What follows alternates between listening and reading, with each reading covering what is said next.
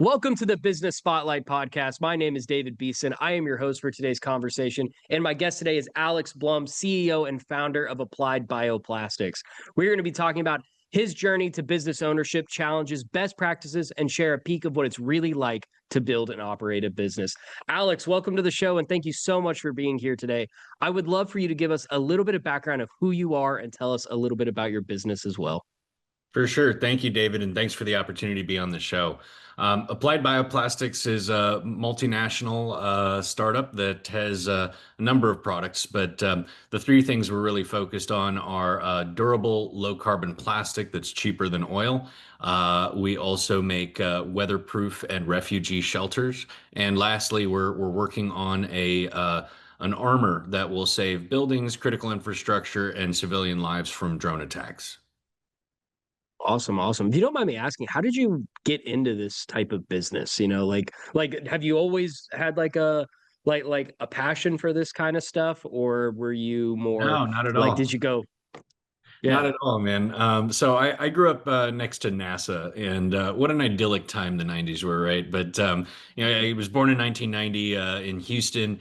Grew up next to NASA. I was always fascinated by science because of that, but never thought I was smart enough to do anything in science industry or anything like that. I decided to do what all C students do, which is run for office. But anyways, yeah, no, I got a degree in rhetoric from the University of Texas at Austin. I did run for office as soon as I graduated. I lost, but got something really important done, which was I pressured the local government to put some stoplights at some very dangerous intersections in North Austin. That gave me a really good feeling, and that feeling is going to be important later.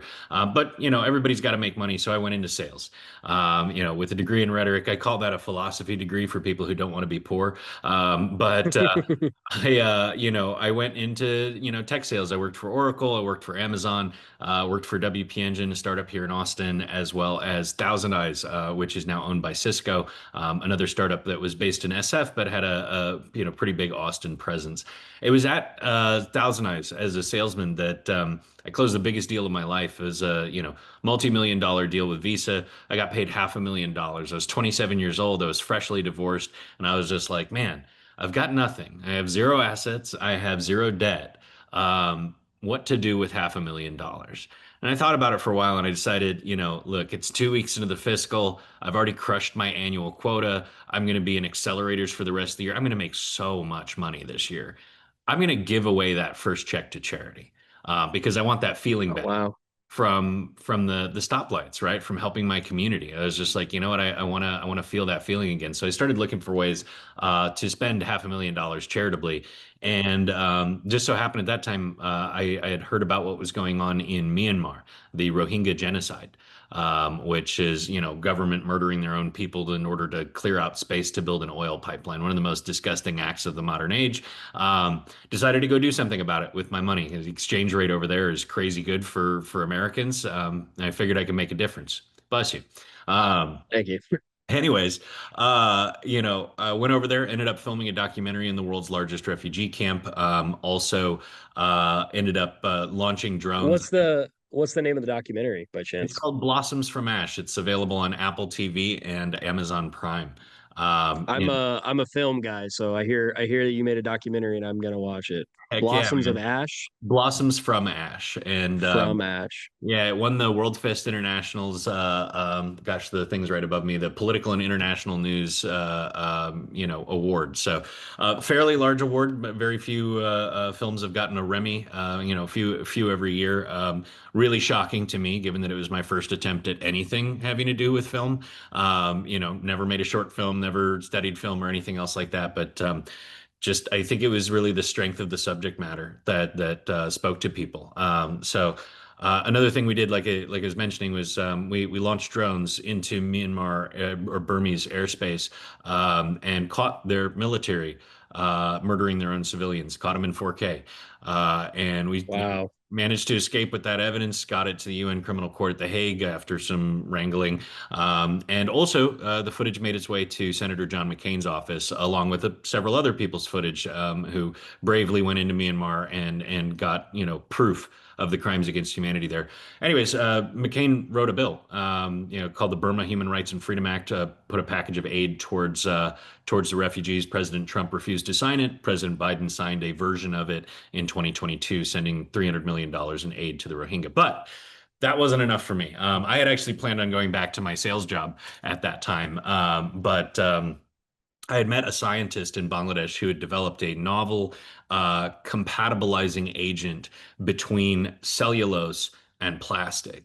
And I saw infinite applications for this. The planet produces, over 1 trillion tons of cellulose every year, and humanity produces about 740 billion pounds of plastic every year. So you can see there's a bit of a mismatch in terms of what we need and what we produce, and in terms of natural fillers, right? So I said, why is no one, and let me go back to NASA for a second. Let me go back to childhood for a moment. I read Popular Mechanics and Popular Science magazines when I was a kid, right?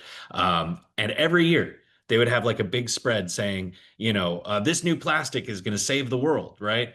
And then you never hear that company's name again. And you're just like, why is this so hard? Right? Why are none of these companies succeeding? So when I saw this novel, inexpensive, and useful technology sort of kind of languishing in a lab in Bangladesh, I said, maybe this is the answer. So I convinced the scientist who invented it to sell me his IP. I hired him, and that is the beginning of applied bioplastics. Our very first product was refugee shelters for those very same people that I set out to help in 2017. Yeah, that's amazing. So whenever you ended up like buying and kind of like creating applied bioplastics and buying the IP for it, how did it escalate to what it is today? Like what are some key markers on what took you on your journey to here?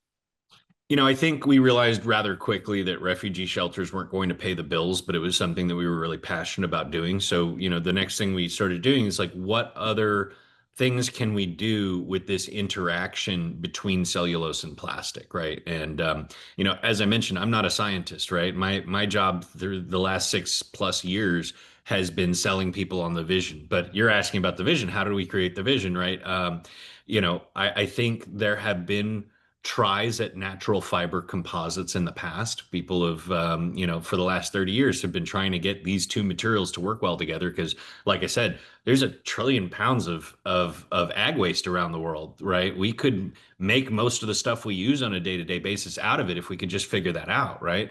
But one of the biggest things that made me realize that this needed to be commercialized on the commercial side, is that I was looking through kind of the past history of the bioplastics industry. That same curiosity that I had as a child kind of came to the fore as an adult when I was thinking about starting this company. Like, why has everyone else failed? Why do I think that I can succeed? Particularly given that I'm not a polymer scientist, right? Um, and so what I found was actually not a science problem. It's a business problem. So I'll explain. So basically, and there's an article on Medium that I wrote about this. So if you want more info on why this is this way, go to my LinkedIn, look for a article with a big burning pile of cash. That's the one. So Awesome. and you'll see why momentarily. So some of the best funded startups of the last 30 years have been bioplastic firms, and all of them have gone out of business. Danimer Scientific, Yield 10 Biosciences. I mean, I can go on, but there's a bunch of them, and we don't have all that much time, right? So I'll pick on Danimer for a moment. $456 million raised, less than 10 years in Oh operation, wow, bankrupt as of last May, that's crazy. right? For like $500 million they raised. Why did they go bankrupt?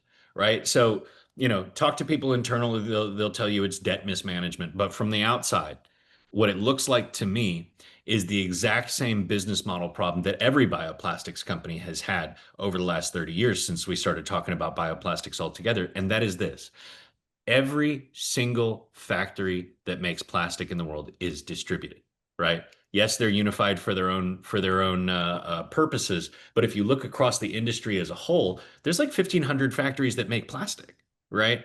And they're where they need to be. For instance, the second most plastic consuming nation in the world is India because they make all the plastic tchotchkes that you and I enjoy, like your headphones, man. Probably Yeah. made in China or India. They were injection molded, right? Who supplied the plastic to be injection molded? A plastic factory that was probably in China or India, right? But you look at bioplastics companies, and instead of being where the customers are, typically they are led by scientists who are from the West, right? Who are from Europe, who are from, North America. And so when they get the funding, where do they put their factories? Well, they want to stay home, right? So they put their factory in North America or Europe. And all of a sudden, oops, 80% of the market is overseas, right? And so what do you do at that point? Well, you ship your plastic, and shipping plastic costs about 50 cents a pound. You know what they buy plastic for in China and India? About 60 cents a pound, right? So you started a $200 million factory in Oklahoma. You got to pay that back now, right? And you also need to be able to make your plastic for under 10 cents a pound if you want any margin at all because of shipping, right? That's crazy. I didn't even think about it like that. It's a That's a commodity. very it's a very interesting thing to like figure out is that like it makes a lot of sense whenever like you put it that way where it's like why would anyone want to spend more on the plastics that are here in America compared to overseas? It makes a lot of sense. You've nailed it. And when I posted that article, a scientist from Danimer came to argue with me in the comments, and he's like, "No, no, no, you're thinking about this like it's a commodity. It's a value added product because it's more sustainable." And I said, it would be nice, right? It would be nice if that was true. But the input to create the part that is later assembled to create a machine, that, sir, is a commodity.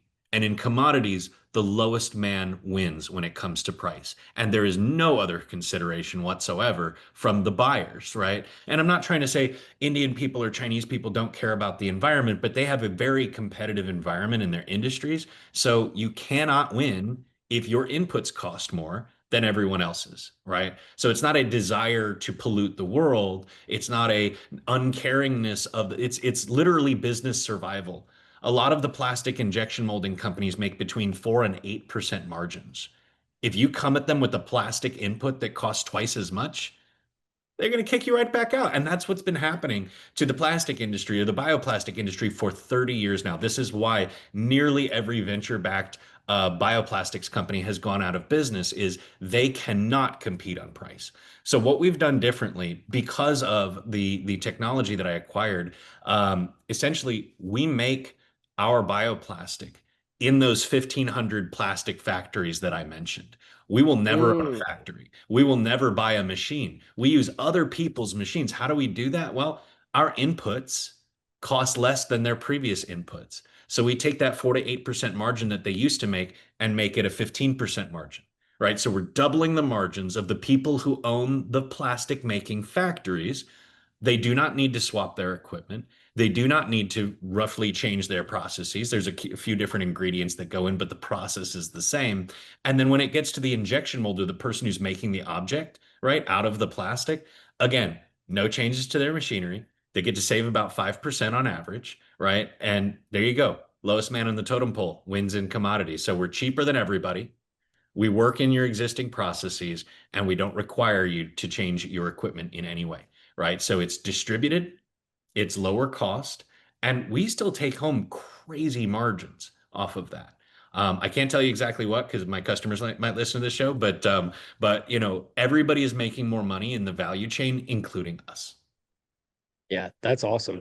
It's amazing that y'all have like figured out the system where it's like instead of having to pour half a mil or $500 million into making a factory and everything like that, it's if you just go to the other factories and you are able to have them make your products for you, it's like almost like a rental space, I assume, is kind of like how it runs, right?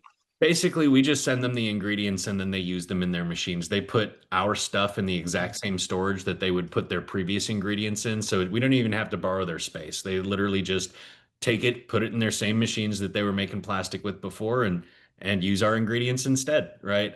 So very easy for them. And I think the difference here is a difference in entrepreneurial thinking. I think that like scientists are awesome. Like most of my employees are like PhD scientists, right? But I think there is something to be said for being led by a salesman, because that's what I am, right? When you're a scientist, you make the thing that is the most sciency, the thing that advances the science the most. But at the end of the day, is that what the customers want, right? And usually the answer is no, right? The customers want something proven, cheap, and effective. That's what most customers care about across all industry, right? So if you come into this from a salesman's mindset or from a scientist mindset, you say, well, I want to make something neat, cool, but like, are you going to be able to make any revenue with that? Probably not. So we're in year six. No, I guess we just started year seven. Most, bioplastics companies never get to profitability. Most of them never even get to revenue. We've been making revenue for 3 years. We have profitable revenue right now. We're heading into our seed round where we're going to be activating a $400 million ARR wait list, because basically every company that has a an interest in decarbonization or in saving money, which is every company. Yeah. If they've heard of us, they want our plastic. Yeah. Yeah. That's awesome. So kind of like transitioning a little bit into like the business side of things. So you are the sole owner and founder, correct? No, actually, this house Gotcha. you see behind me is shared between me and my co-founder. We've actually been roommates for longer than we've been co-founders. We met on Craigslist, believe it or not. We were both just looking for a roommate, Oh, and wow. that was, God, almost 10 years ago now. So I've lived with this guy for almost a decade. We share the house, we share the business. He is my opposite in every way. I'm the charisma leader. I'm the sales guy. He's the operations guy. I could not have done this at all without him, and I don't think he could have done it without me either. That's awesome. Yeah. No, it's so funny that y'all met on Craigslist and now here you are 10 years later running a successful business together. It's so cool. Yeah, right. Um, yeah. And do y'all have like any like outside investor structure or anything like that? Or is it pretty much Oh, just certainly. y'all? No, Yeah. no, we've raised almost 3 million across a bunch of safe rounds. We've also invested pretty heavily in ourselves. I think founders have contributed. So do you have any like outside investors or anything like that? Yeah, we've raised a couple informal rounds so far. Tough when you don't have revenue to go get like VC in and whatnot, but we've raised about $3 million, and the founders have collectively put in about 700K over the last 6 years.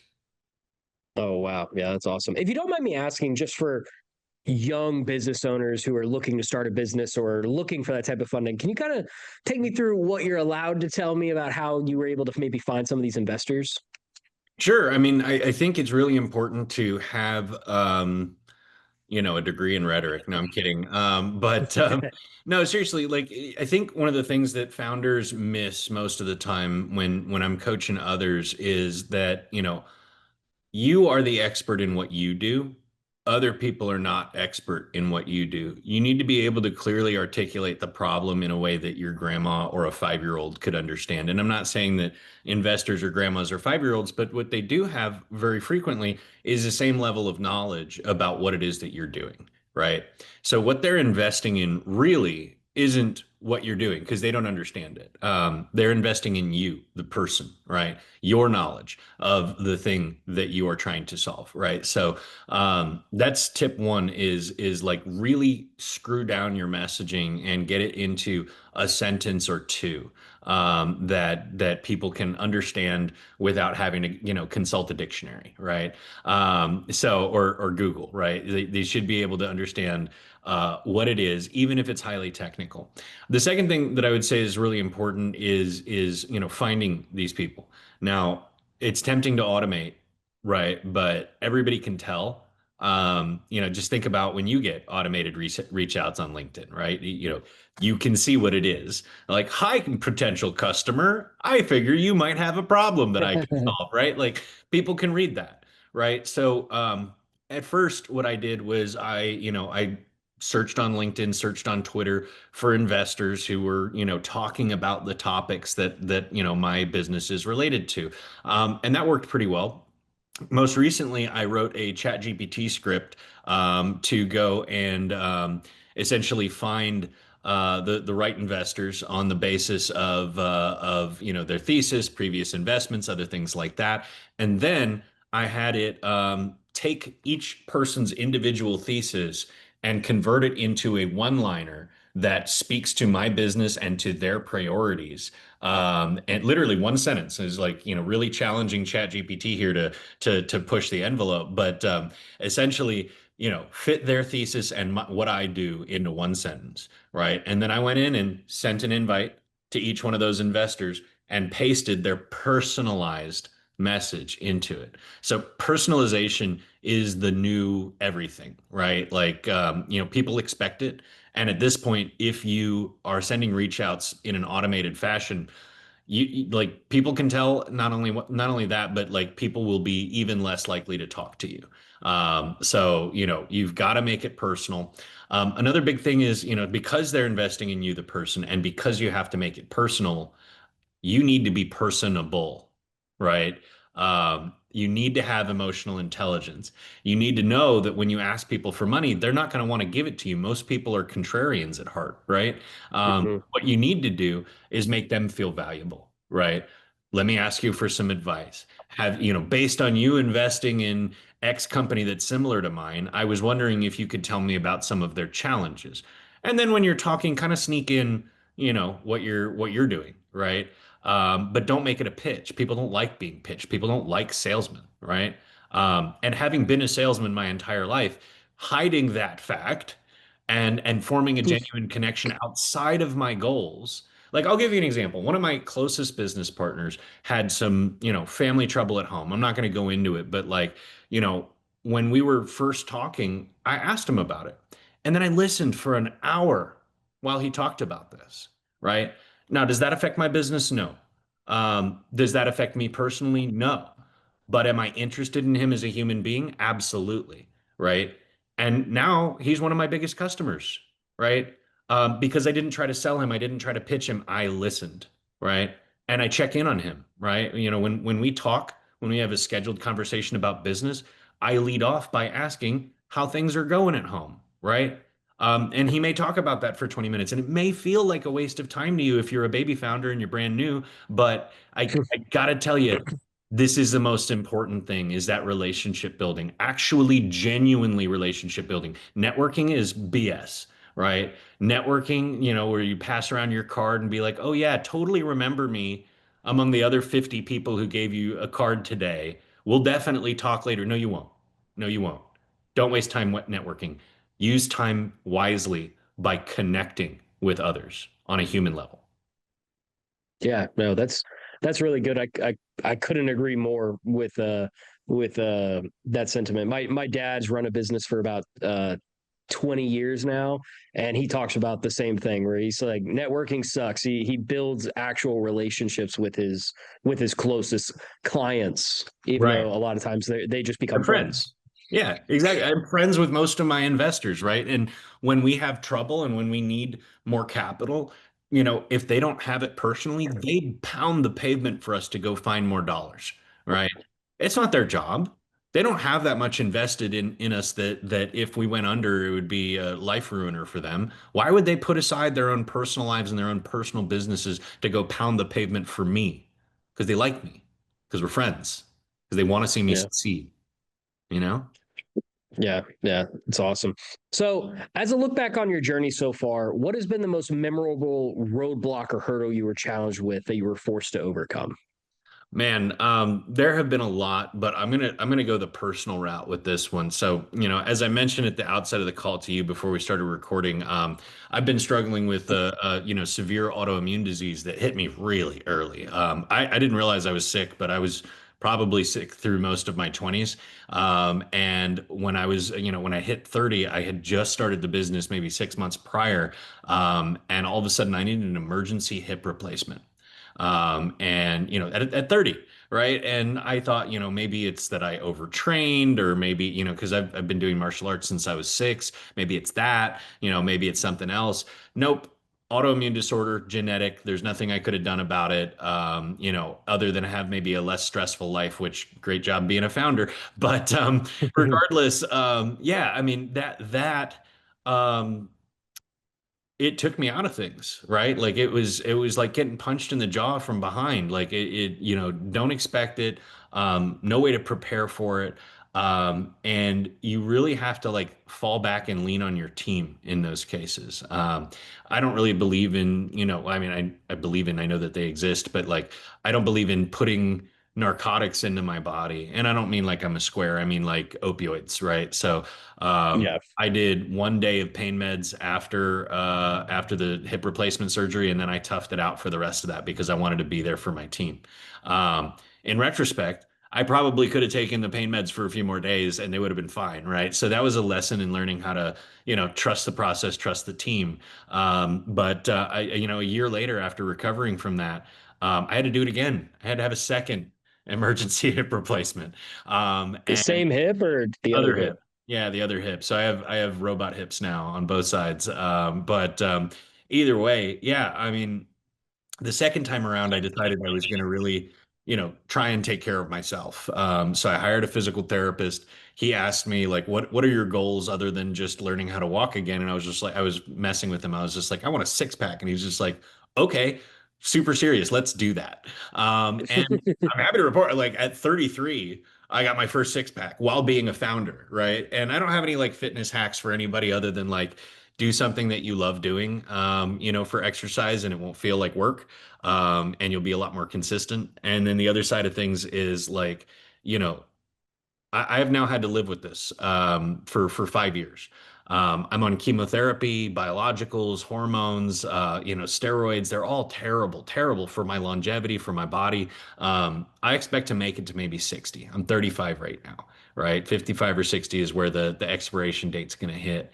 And that has changed my perception of what I do, but it hasn't changed my desire to do what I do. In fact, I would say that it's vastly increased my desire to do what we do. I mean, we've built dozens of shelters for people who have been living inside of tents made of trash for a decade, right? Sometimes more, right? There's no better feeling than getting up out of bed and doing that for a living, right? Solving real problems for real people who can't help themselves because of their financial situation, other things like that. Nobody, it seems, is working on durable polymers, right? Like there's a lot of bioplastics companies in the disposable polymers, like straws, cups, bags, balloons, that sort of thing. But there's nobody else in this space who's working on durables like we are. And it's such an important part of the plastic industry. It's 70% of all plastics made are durable plastics.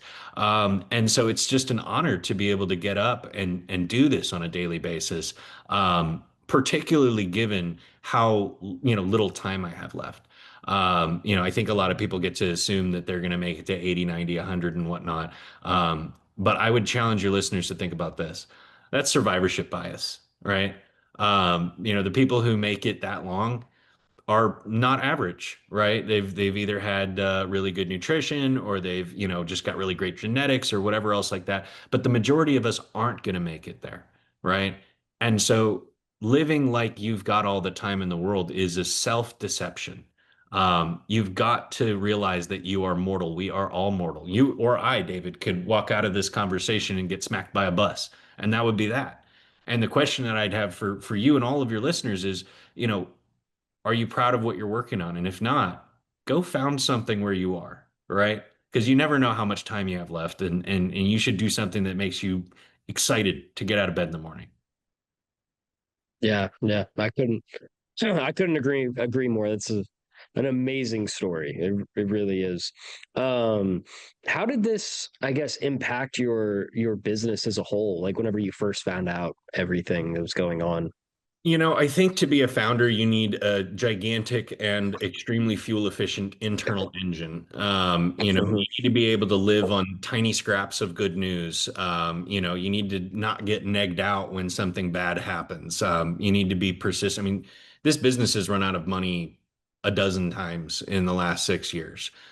It is tough to be a pre-product, pre-revenue, science startup, right? We're mostly through that phase right now, but you have to have the callus internally, the mental structure to, it's sort of like gambling, right? You got to be willing to lose it all to be a founder, right? And you got to be willing to roll with the punches and take the hits. I think my martial arts background has really helped in a mentality perspective. If you look behind me, you'll see a long axe and a battle scythe. I do medieval fighting reenactments, right? And we hit each other with real steel. Those are steel weapons up there. And if you're not willing to get smacked with a sword or an axe, you don't belong in that sport. And I think the same thing goes for being a founder. If you're not willing to take the hits, make a bad hire, run out of personal cash and keep going. If you can't do that stuff, I mean, in contrary to what I just said, everybody should go start a business that they're proud of. Maybe you don't belong being a founder, right? It's really important to have that mental toughness. And the way that it affects the business at the end of the day is, you're leading others, right? You're leading other people. And if you crumple at the first sign of adversity, go get strong. Go get strong internally. Go see a therapist and see why that is, because it really takes that persistence. And when you persist, the people around you persist. Yeah. Yeah, no, I agree completely. I tried to do a startup about 3 years ago. I tried to start up a little production company for film and commercials and things like that, and it went south real quickly. And I realized it wasn't because of the other people that were in the company, it was all on me. It was because at that point in my life, I was fresh out of college. I was not mentally strong enough to know what I was doing and what I was tackling. And now I feel like I'm in a position where, like, I know what I did wrong for the next thing that I start. Absolutely. On average, nobody's first business succeeds either, right? So like Hmm. that's the other part of needing to be willing to get punched in the face. You have to be willing to lose it all and then try again, right? Hmm. And that's a tough mountain for people to climb because losing it all the first time is traumatic, right? It hurts. It makes you question yourself. It makes you question your position in the world. I'm fortunate enough to say that this is my first business. We've now defeated the odds in terms of longevity. Most startups close within the first, like 95% of startups close within the first I think it's 2 years, and then 99% don't make it to 5 years. And we're now we've just started year seven. So, I'm not saying we definitely got it. We're definitely going to make it, but we have beaten the odds for a first time business. But I have to say, most of the people that I've seen succeed failed at least once or twice before they really hit it with their second or third company. So I always encourage people, if you've started one and it didn't work out, try again. You'll probably your stats are way better. Your averages are way better if you do it a second time. Especially with just all the stuff you learn, Oh, for whenever sure. you do it the first time, you're trying to figure out what the heck a CRM is. You have no Right. idea how to track your own stuff. And then it's like, okay, the second time I know exactly where to go. I know what to get. I know how to find leads. So Yeah, it makes it a little bit easier. Um, absolutely. well, well, if you're ready for it, I think we might go into a little bit of rapid fire questions. Hit me. What is the key to success for you? Mentality, Mm, perseverance. I mean, like I said, it's all about being able to get hit in the face and keep coming forward. yeah, yeah, I love that. What is your one piece of advice for other business owners? Do something that you're proud of. Like I hate to be like this and point out specific industries, but if you're in crypto, look, we've seen we've seen what unregulated financial instruments did. It's called the Great Depression, right? And you guys are all getting excited because there's no regulations on these financial instruments. It's not real money, guys. So that's one thing. Second, like if you're doing a gambling app, don't make things that are addictive to other people. Don't prey on other people, but do something you can be proud of, right? And you will succeed if you do something that you can be proud of because it will be meaningful to you and that will increase your mental toughness, right? If you're in love with your business, you're probably going to succeed. That's awesome. Yeah. What is a book or podcast you're reading or listening to right now? Oh man, this is a bit depressing. I'm gonna have to look up the title of the book that I'm reading right now. It has to do with resistance from within during World War II. It's called, oh boy, really depressing. An Honorable Defeat: A History of German Resistance Inside the Reich, 1932 to 1945. I'm reading that for obvious reasons. But I also read a bunch of Star Wars books like for funsies. But yeah, I'm also a pretty big history buff. The other one that I'm reading right now is called The Shock Doctrine. It's about how Western nations create crises in far-flung countries in order to make money. Gotcha. Yeah, I'm a massive Star Wars nerd too. Oh, I'm currently reading the Darth Plagueis novel right now. nice. I So just finished the Darth Bane series, and I am on the Darth Revan series now. the Revan ones are good. I haven't read the Bane ones. Sorry for the Oh, listeners on us nerding out for a second. no, you got to get to the Bane series, man. It's the beginning of the rule of two. You've got to check it out. Yeah, I really do. I've heard great things about it. So two of my friends, they love it. But Have you read the Thrawn series? I have not. I know it's great though. Dude, you're missing the classics. You got to get on this. Yeah. Yeah, I know I need to read Thrawn. I really do. Thrawn's awesome. I actually own them too. They're sitting on my bookshelf at home. I just haven't pulled them out yet. Bro, you are missing out. Go read those after this. Awesome. So this is kind of a fun question. If you had a little bit of magic dust and you could choose one spot in your business to kind of sprinkle it, where would it be and why? Oh man, we have been the cockroach for so long. We have done so little with so much with so little money. If I could just sprinkle like $5-10 million in the bank account right now, there are a bunch of projects that we have on hold that we think are going to be extremely cool for the rest of the world. I'll give you an example. We've designed a power cell that is made out of beach sand. For 50 cents a square foot, you can paint a solar cell on any surface, and that surface will generate energy. We've combined that with a underlayer of screen printed aluminum to take the power to where you need it to go. And yeah, I mean that's on the shelf for a while, right? The drone composite, is not on the shelf. We're actively developing it, but we could be doing it a lot faster if we had more cash in the bank.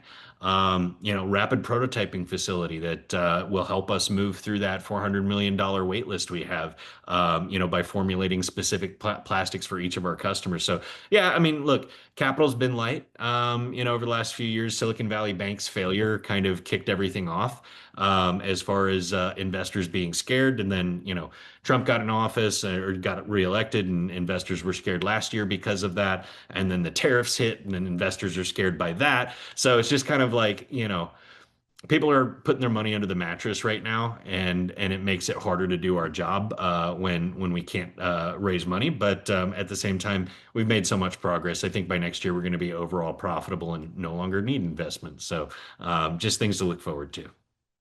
Awesome. Yeah. Yeah. Well, before we get to the final question of the day, do you want to share with the audience how they can follow you, connect with you, learn more about your business? Sure, absolutely. Best place to find me and track us is on LinkedIn. It's just my name, and the URL is Alex Applied Bio. You can also find my co-founder there. His name is Colin Ardern. You can also just look up the business. It is appliedbioplastics.com. And my personal website is consequential.co. Put all my wins there, all of my movies there, all that good stuff. So, feel free to hit it up. Awesome. Well, we've come to the final question of the day, and that is what is most inspiring to you right now? Man. Most inspiring to me. There's a lot of things that inspire me on a daily basis, but I think if I don't want to be cheesy about this, but my employees are one of the coolest group of people I've ever had the pleasure of working with. We are a team of 14 right now. And as I mentioned, we've got like three to five products, three that are actively being commercialized, and a couple more that are in the works. And they handle complexity with a plume. They handle, me well as well, right? I'm a pretty demanding boss. At the same time, we pay well. We are one of the first companies in Bangladesh to offer benefits to people in that nation. So, I feel like we push hard, and we also take care of them like they're our family.